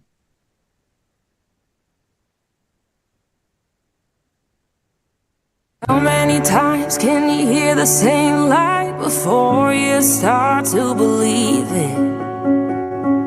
The enemy keeps whispering to me, swear these days it's all that I'm hearing. I used to know who I was, now I look in the mirror and I'm not so sure. Lord, I don't want to listen to the lies anymore. The truth is I am my Father's child. I make him proud and I make him smile. I was made in the image of a perfect king. He looks at me and wouldn't change a thing. The truth is I am truly loved by a God who's good when I'm not good enough. I don't belong to the lies, I belong to you.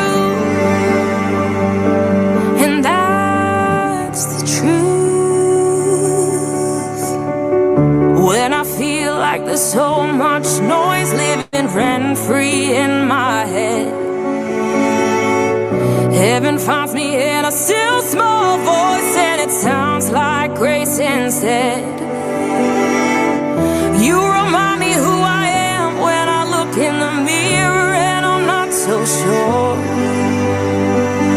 Lord, I don't want to listen to the lies anymore. The truth is I am my Father's child. I make him proud and I make him smile. I was made in the image of a perfect king. He looks at me and wouldn't change a thing. The truth is I am truly loved by a God who's good when I'm not good enough. I don't belong to the lies, I belong to you. And that's the truth.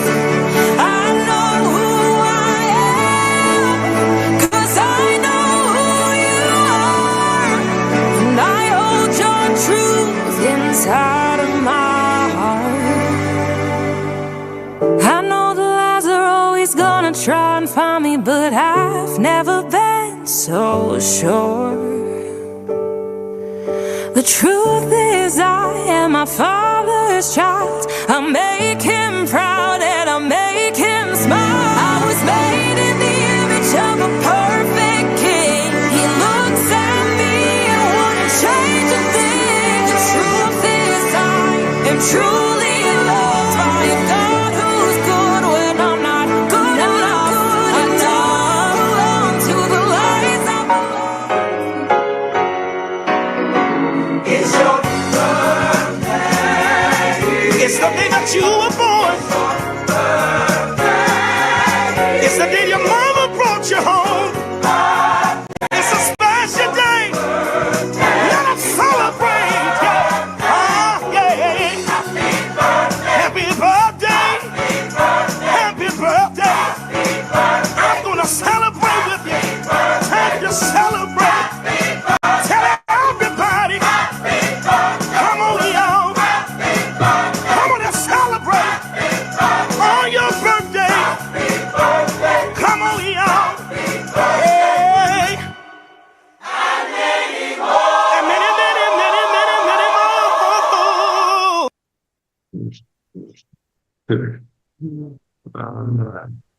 So not expected. You guys made me cry. So thank you so much.